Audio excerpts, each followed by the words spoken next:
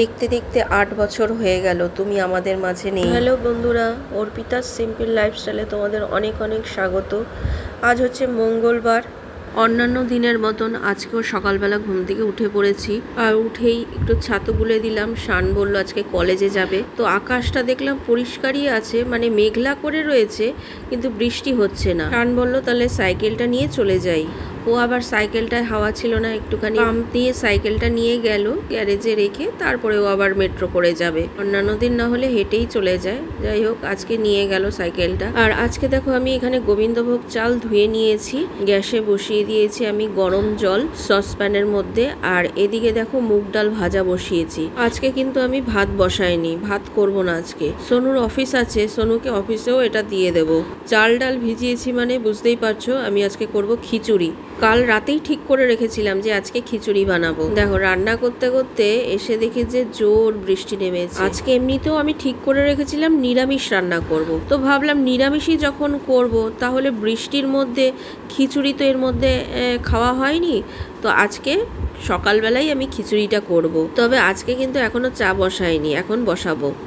এই যে গরম জল বসিয়েছিলাম, এখান থেকেই কাপ মেপে একটুখানি জল নিয়ে নিলাম, চা পাতাটা দিয়ে চাপা দিলেই হয়ে যাবে। তো এই গরম জল তো হয়ে গেছে, এর মধ্যে আমি চালটা দিয়ে দিয়েছি আগেই, ডালটা ভেজে নিয়ে ধুয়ে এটাও দিয়ে দিলাম। আর খিচুড়ি দিয়ে খাওয়ার জন্য লাবড়া তরকারিটা আমি আগেই করে রেখেছি। চাল ডাল ফুটুক, আমি চাটা ছেঁকে নিলাম, গ্যাসটা সিমে দিয়ে চা বিস্কুট খেয়ে নিয়ে তারপরে আবার রান্না করব। দেখি আমার হাজবেন্ডকে গিয়ে ডাক দিই, চা খাবে নাকি। কি গো, চা খাবে? শান বেরোলো কলেজে, এত বৃষ্টি হচ্ছে মানে বলার মতন না, পুরো নিম্নচাপ।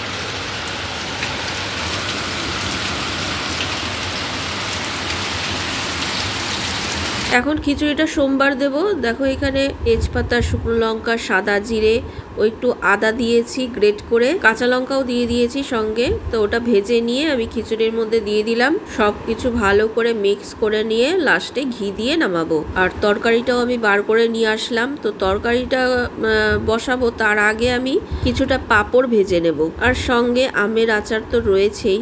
এদিকে সোনুও রেডি হয়ে গেছে, তো পাঁপড়টা ভেজে নিয়ে তরকারিটা গরম করে সোনুর লাঞ্চ বক্স গুছিয়ে দিয়ে ছাতু বানিয়ে দিলাম। ও খেয়ে চলে গেল, তারপরেই আমি পাম্পটা চালিয়েছি।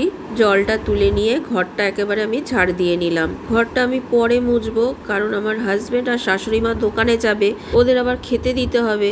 তা ওরা আজকে একটু তাড়াতাড়ি উঠেছে, কারণ আজকে হচ্ছে আমার শ্বশুর মশাইয়ের ৮তম মৃত্যুবার্ষিকী। তাই আমার হাজবেন্ড সকালবেলা চাটা খেয়ে গিয়ে ফুল, মালা, মিষ্টি নিয়ে এসছে। ঠাকুর পুজোর জন্য ফুল, বেলপাতা, তুলসী পাতা নিয়ে এসছে। তো স্নান করে আমার শাশুড়ি মা চন্দন পরিয়ে দিয়েছে, আর আমার হাজবেন্ড স্নান করে বাবাকে মালা পরিয়ে দিল, আর ৫ রকম মিষ্টি দিয়ে ধূপ জ্বালিয়ে তারপরে প্রণাম করলো।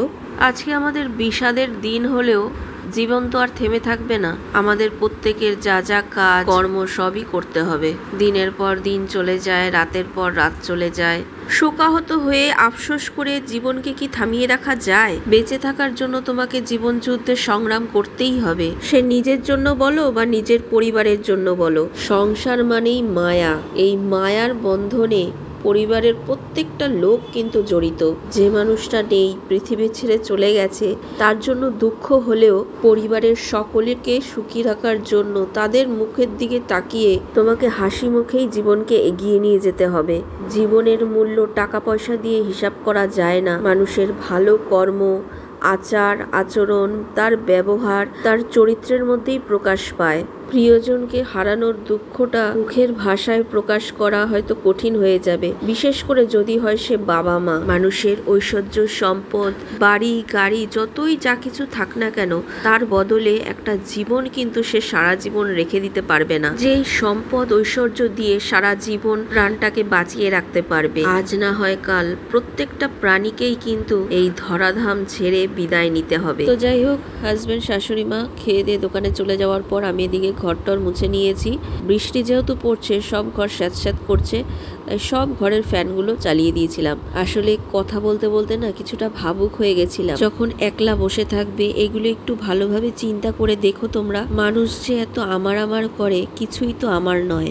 স্বয়ং গীতাতেও বলা আছে, আজ যেটা আমার বলে সম্বোধন করছি কাল সেটা অন্য কারোর ছিল, ভবিষ্যতে সেটা অন্য কারো হয়ে যাবে। পরিবর্তনই সংসারের মূল ধর্ম। তাহলে কেন এত মানুষের মধ্যে হিংসা, দলাদলি, মারামারি? তো যাই হোক, এত বেলা হয়ে গেল এখনো শান আসেনি। তো আমার যখন কাজ হয়ে গেছে আমি একেবারে কয়েকটা কেচে স্নান করে আসি। বৃষ্টিটা একটু কমেছে কিন্তু শান এখনো আসেনি, কোনো একটা বাজে। জামা কাপড়গুলো এগুলো কালকে কেচেছিলাম, আজকে বেশি কাচিনি। এই যে এই কটা জামা কাপড় ধুয়েছি, দেখি কি কি শুকিয়েছে আর কি কি শুকায়নি। জল জমে গেছে দেখো, এদিকে এদিকে তো বৃষ্টি। দেখো এগুলো মেলে দিলাম, কিছু কিছু শুকিয়েছে, এই যে সেগুলো নিয়ে নিলাম। এখানে কিছু কিছু শুকিয়েছে, কিছু শুকায়নি, ওগুলো থাক মেলা। এখন দেখো 2:05 বাজে। শান কলেজ থেকে এসে স্নান করে পুজো করতে বসেছে।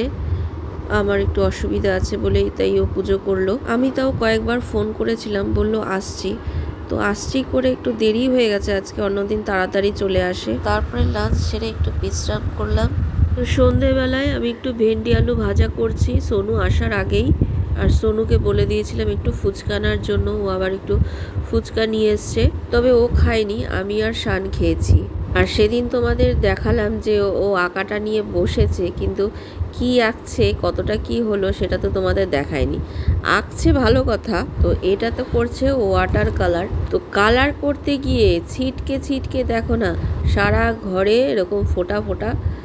আমি বললাম তুই একটা কিছু নিয়ে ওটা দিয়ে মুছে নে, বলে ছিল তো খুঁজে পাচ্ছি না। বললাম খুঁজে পাচ্ছি না বলে তুই এরকম করবি, আমার কাজ বাড়াবি? তো তারপরে দেখো আটা মেখে রুটি করে নিলাম।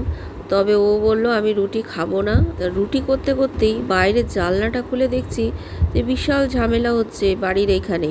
মানে ঘরের জানলা দরজা সব বন্ধ থাকলে অতটা শোনা যায় না, তবে ও ফ্যান টিভি বন্ধ থাকলে শোনা যায়। জানলাটা খুলে দেখলাম পাশেই নিজেদের পারিবারিক একটা ঝামেলা চলছে। যাই হোক, তো ঝামেলা মেটানোর জন্য লোক এসে, তো এইসব দিকে কান দিয়ে লাভ নেই। জানলাটা বন্ধ করে আমি আমার কাজে চলে আসলাম। আর ড্রয়িংটা দেখো কমপ্লিট করার পর কেমন হয়েছে। দেখো ফ্রেন্ডস, রান্না তো করে নিলাম। সোনু এসে বললো আমি আর রুটি খাবো না, আমি খিচুড়িই খাবো। আমি বললাম খিচুড়ি তো বেশি নেই, অল্প একটু রয়েছে। বলে তাহলে একটা ম্যাগি করে দাও। তো এইটুখানি সামান্য খিচুড়ি ছিল, আর একটা নুডলস বানিয়ে দিলাম। তো ওটা খেলো আর ওই খেলো, ওর খাওয়া হয়ে গেল রাত্রে। তো সকালবেলা যেহেতু ওর বাবা দিয়ে এসেছিল গাড়ি করে, আজকে তো সাইকেল নেয়নি, তো ওই জন্য আমার গাড়িটা নিয়ে গেল, একেবারে চলে আসবে। আর আমাদের জন্য তো রুটি করলাম। আর বিকেলবেলার দিকে মানে শান্ত আজকে কলেজে গেছিলো, কলেজ থেকে আসলোই এত দেরিতে, তারপরে তো পুজো টুজো দিল, খেলো। তো বিকেলবেলা থেকে একটুখানি আবার আমার বাপের বাড়ি গেছিলো, মানে আমার মামা বাড়িতে গেছিলো। আমি একটুখানি আবার ওই খিচুড়ি তরকারি একটু পাঠিয়ে দিয়েছিলাম, আবার মা পাঠিয়ে দিয়েছে তরকারি, তারপরে মানে পটল মুড়ি ঘন্ট, কচু বাটা, মাছ। তবে ওইগুলো তো আজকে আর খাবো না, মানে নিরামিষ করেছি যেহেতু, তো ওগুলো সব ঢুকিয়ে দিয়েছি। কালকে ওগুলো বার করে গরম করে হয়ে যাবে, আর যদি কিছু করি। যাই হোক, তো এই করলাম। ফুচকাটা যে এনেছিল সেটা সোনু খায়নি, আমি আর শান খেয়েছি। দেখতে দেখতে 8 বছর হয়ে গেল, বাবা চলে গেছে। মানে দিন কিভাবে চলে যায়। মানুষ তো অমর নয়, সে যেতেই হবে, আজ নয় কাল সবাইকেই যেতে হবে। কিন্তু মানে তাদের সঙ্গে সময় কাটানো, তাদের ব্যবহার, তাদের আচার আচরণ, এইগুলি আমাদের মনে করিয়ে দেয়, বিশেষ করে এই দিনগুলিতে যেদিন এই পৃথিবী ছেড়ে তারা চলে যায়। আমিও একদিন চলে যাব, আমাকেও দেখে আবার আমার পরবর্তী প্রজন্ম তারাও বলবে।